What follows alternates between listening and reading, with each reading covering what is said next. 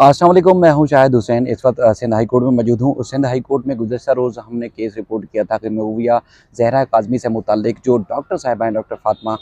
उनकी जानिब से जो सोशल मीडिया के ऊपर मुख्तलिफ जो डॉक्टर उज़्मा और उनकी अपनी जो मुबैना रिपोर्ट थी वो पब्लिक करने के बाद मेहदी काज़मी साहब की तरफ से सिंध हाई कोर्ट से रजू किया गया था। और कल जो कुछ हुआ अदालत के अंदर, वो हमने आपके सामने फैक्ट्स रखे। आज बाकायदा तौर पर तहरीरी हुक्मनामा जारी किया गया है सिंध हाई कोर्ट की तरफ से।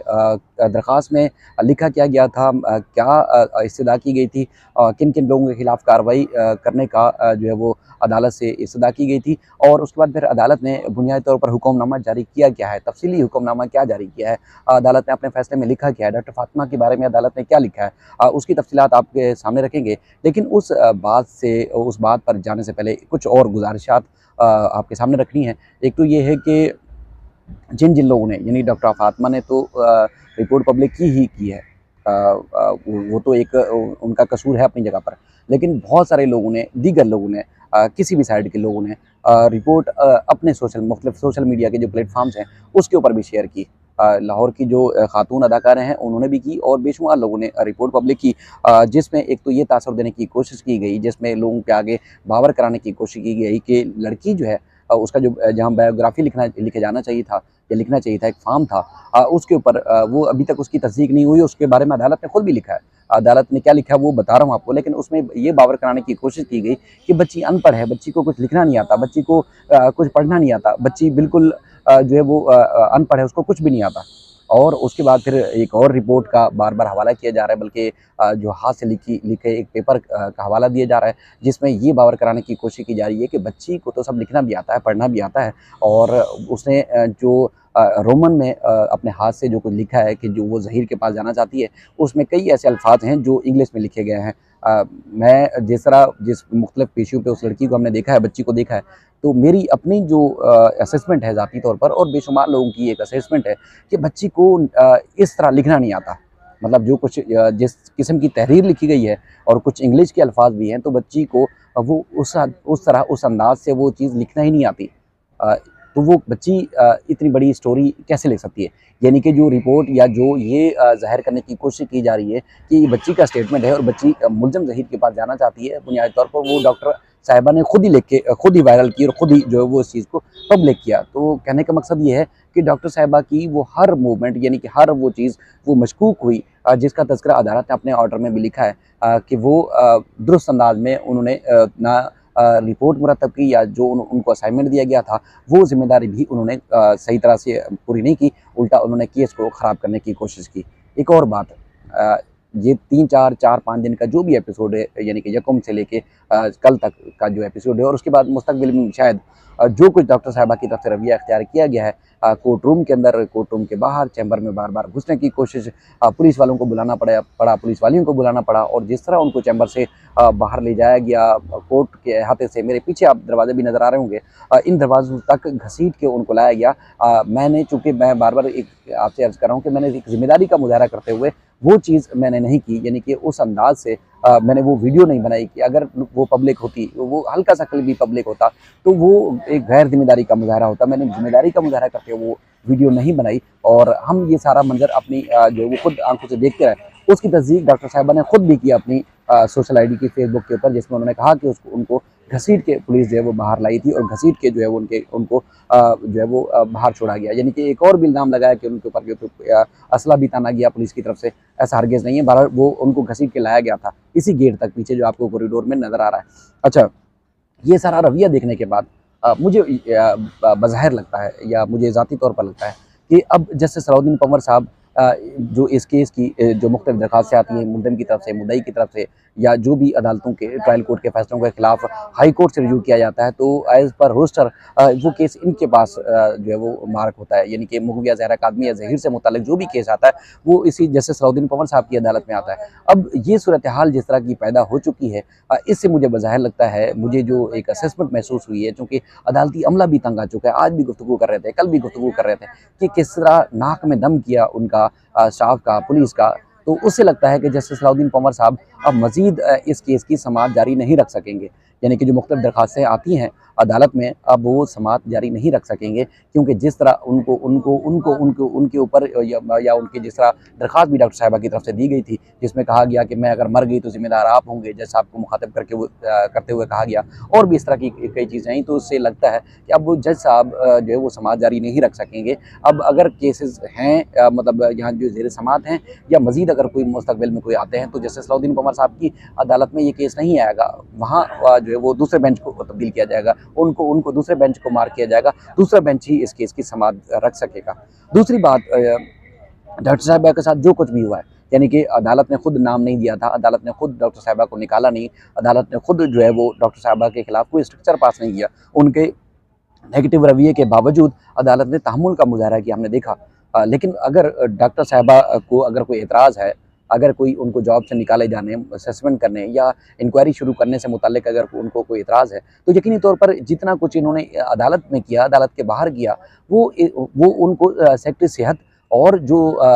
मंगी साहब हैं उनकी दफ्तर में या उनके दफ्तर के अंदर या दफ्तर के बाहर करना चाहिए था। जज से जो डॉक्टर फातिमा साहिबा हैं, उन्होंने तो पुलिस से ये भी कहा कि जस्टिस सलाउद्दीन कुमार साहब को मुझे घर तक जाना है। मतलब आप अंदाज़ा लगाएँ कि एक जज जिन्होंने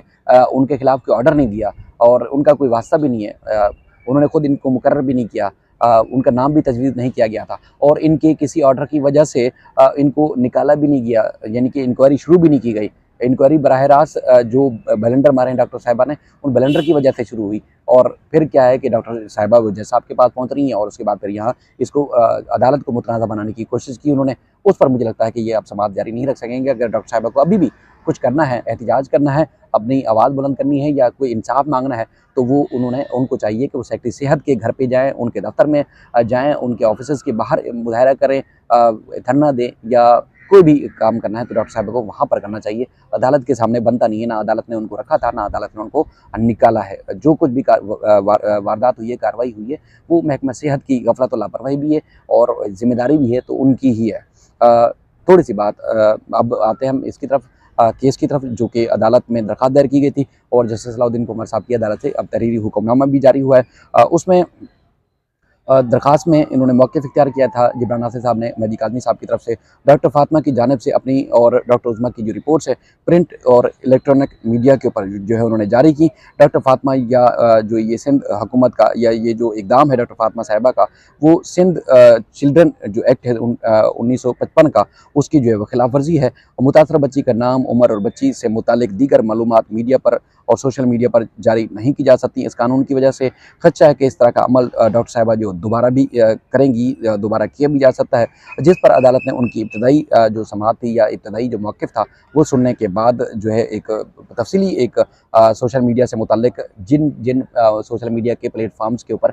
ये पोस्ट्स या उनकी रिपोर्ट्स, मुबैना रिपोर्ट्स या बच्ची से मुताल्लिक कोई रिपोर्ट्स या उनका कोई स्टेटमेंट कंसीडर करके या बच्ची से मुताल्लिक जो भी चीज़ें शेयर की हैं, उसमें अदालत ने अब हिदायतनामा जारी किया है। अदालत ने डायरेक्टर जनरल FIA और चेयरमैन PTA को कहा है कि इस हवाले से सोशल मीडिया पर जो भी मवाद मौजूद है, वो 2 दिन के अंदर इसको हटाया जाए। यूट्यूब, फेसबुक और वेबसाइट्स के ऊपर भी ये जो मवाद है, इसको वहाँ से भी फ़ौरी तौर पर रिमूव किया जाए। अदालत ने कहा है कि इससे पहले माहिर नफ्सियात डॉक्टर की जो रिपोर्ट है, वो ट्रायल कोर्ट में पेश करने का हमने हुक्म दिया था, और उसके बाद फिर उन्होंने कहा कि डॉक्टर फातिमा ने, अदालत ने लिखा है डॉक्टर फातिमा के बारे में, जब मैं आपसे तज़किरा कर रहा था, अदालत ने कहा कि डॉक्टर फातिमा ने खुद भी कहा कि उनके ऊपर दबाव है, और हालांकि डॉक्टर फातिमा की रिपोर्ट मुतासरा बच्ची के हक़ में भी हो सकती है, लेकिन ट्रायल कोर्ट जो है वो इस पर गौर ना करे, क्योंकि आपको हमने रिपोर्ट किया था कि अदालत ने उस केस में बच्ची से MLO से मुताल्लिक जो केस था, उसमें डॉक्टर फातिमा को वहाँ से यानी कि उस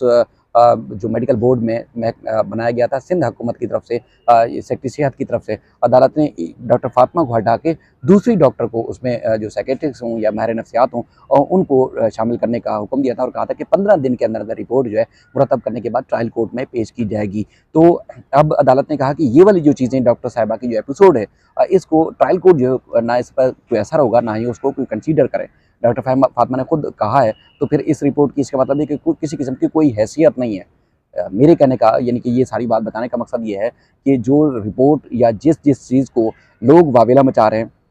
उस पे अदालत ने अपने हुक्मनामे में लिख दिया है कि उसकी कानूनी तौर पर किसी किस्म की कोई हैसियत नहीं है। अब जो दूसरी डॉक्टर इसमें शामिल की जाएंगी महकमा सेहत की तरफ से डॉक्टर उज़्मा के साथ, अब वो जो रिपोर्ट पेश करेंगी वो बनाएंगी, मुरतब करेंगी चाइल्ड ब्यूरो जो है चाइल्ड प्रोटेक्शन ब्यूरो है उस वहाँ विज़िट करेंगी, फैमिली से मुतासरा फैमिली से अगर मुलाकात करते हैं या कुछ भी होता है तो वो जो भी रिपोर्ट मुरतब करेंगे वो ट्रायल कोर्ट में पेश करेंगे और ट्रायल कोर्ट फिर उसका जायज़ा लेने के बाद जो भी हुक्मनामा होगा ट्रायल के अंदर वो जारी करेंगे। तो ये डॉक्टर जो उज़्मा के साथ जो डॉक्टर फ़ातिमा की रिपोर्ट्स हैं या जो चीज़ हैं उनको ना कान धरे जाएँ और ना ही उनको कंसीडर किया जाए किसी भी मामले के ऊपर। बाकी बहुत सारे लोग जो फैक्ट्स को नहीं जानते, हक़ाइक़ को नहीं जानते या जिन्होंने करीब से इस मामले को नहीं देखा, वो अपनी कोई भी उनकी अज़म्पशन हो सकती है, कोई भी उनकी बात हो सकती है, लेकिन असल हक़ाइक़ ये है कि उनकी अब उन रिपोर्ट्स की कोई हैसियत नहीं है, उनको किसी भी फ़ोरम पर कंसीडर नहीं किया जा सकता। बाकी मामला है इधर की साइड वाले लोगों का कि बहुत सारे लोगों की तरफ से पैगामात मौसूल हो चुके होंगे कि जिसने भी, मैं बार-बार कह रहा हूँ कि जिसने भी अपने किसी भी प्लेटफ़ॉर्म पे डॉक्टर फ़ातिमा की रिपोर्ट को या डॉक्टर उज़्मा की रिपोर्ट को सोशल मीडिया पे पब्लिक किया हुआ है, तो वो खुद रिमूव कर दें तो ज़्यादा बेहतर है। वरना फिर ये होगा कि पीटीए और उसके बाद फिर एफआई अगर कार्रवाई करेगा, तो फिर ये तासुर या तासुर लिया जा सकता है कि मेहदी काज़मी या जिब्रान नासिर की वजह से ये लिया गया है। हालाँकि मेहदी काज़मी या जिब्रान नासिर ने ये नहीं कहा कि किस के खिलाफ कार्रवाई की जाए। उन्होंने ये कहा कि जिस प्लेटफ़ॉर्म पे मौजूद है, यानी कि जिसने पब्लिक की है, वो गैर कानूनी है, पब्लिक करने का कहीं इख्तियार नहीं था डॉक्टर साहिबा के वहाँ से उठाने के बाद किसी न किसी ने अपने प्लेटफ़ॉर्म पे शेयर कर दिया है। तो अब ये तासुर लिया जाएगा कि जिब्रान नासिर ने या मेहदी काज़मी ने अदालत से सज़ा की और हमारे खिलाफ पीटीए ने कार्रवाई की है। तो ये उनकी किसी भी इनफ़रादी शख्स या इनफ़रादी यूट्यूब चैनल या फ़ेसबुक के खिलाफ कार्रवाई की दरख्वास्त नहीं थी, बल्कि जिस प्लेटफ़ॉर्म के ऊपर मौजूद है, उसको वहाँ से हटाने की उन्होंने अदालत से सज़ा की थी। अब पीटीए या एफआईए कोई कार्रवाई करता है, तो फिर वो उन्हें अदालत के अहकामात को मद्देनज़र रखते हुए कार्रवाई करेगा। उसमें मेहदी काज़मी या इनसे नाराज़ होने की ज़रूरत नहीं है। तो लिहाज़ा पीटीए अगर आपसे रब्ता करता है, एफआईए कोई रब्ता करता है, तो उससे बेहतर है कि आप खुद ही हटा दें तो ज़्यादा बेहतर है। और जो नहीं हटाएगा, ज़ाहिर है पीटीए और एफआईए उनके खिलाफ कार्रवाई करेगा। तो बाकी जो तफ़सीलात हैं वो आपके सामने रखी हैं। अपना ख्याल रखिएगा। अल्लाह हाफ़िज़।